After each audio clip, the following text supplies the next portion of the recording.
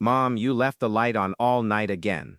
Alex shouted as he walked into the kitchen, slightly annoyed. Oh, I fell asleep, my son. I was watching a series and sleep got the better of me, she replied with a tired smile. At your age, you should be resting, not staying up all night.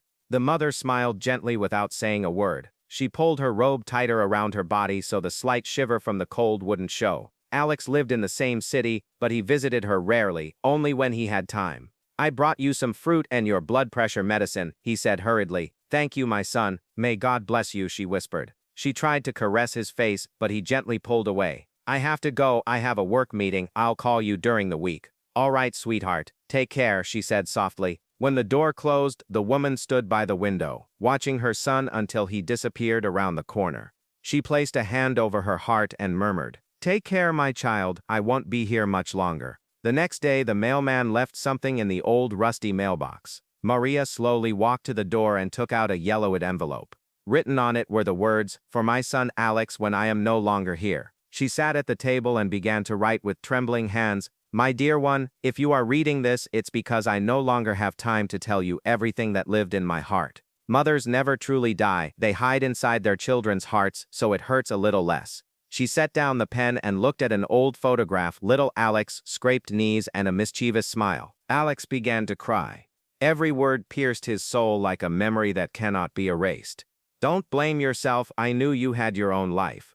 But mothers live even on the crumbs of attention from their children. You called me rarely, but every call was a celebration for me. I don't want you to suffer, I only want you to remember. I was always proud of you. At the end it read, When you feel cold, place your hand on your chest. You will feel warmth, it's my heart still beating for you. He fell to his knees, pressing the letter against his chest. Mom, why didn't I spend more time with you? The house remained silent. He fell asleep on the floor. In the morning, sunlight filtered through the old curtains. He walked through the house, touching the cups, the photos, the armchair where she used to sit. On the refrigerator was a note. Alex, I made cabbage rolls and put them in the freezer. I know you're not eating well again. He cried again. Days passed, but the calm never came. He went to work, but his mind stayed there in the house with the yellow curtains. One Saturday he returned. He opened the window and birdsong filled the room. The mailman appeared at the door. Good morning, Mr. Alex, my condolences, thank you. Your mother left another letter for you, she told me to give it to you only when you came back here. Alex opened the envelope. Once again her handwriting. My son, if you have returned, it's because you missed me. I left you this house not as an inheritance but as a living memory. Put flowers on the window. Make tea. And don't leave the light on only for yourself. Leave it on for me too. Maybe I can see it from above. He smiled through his tears.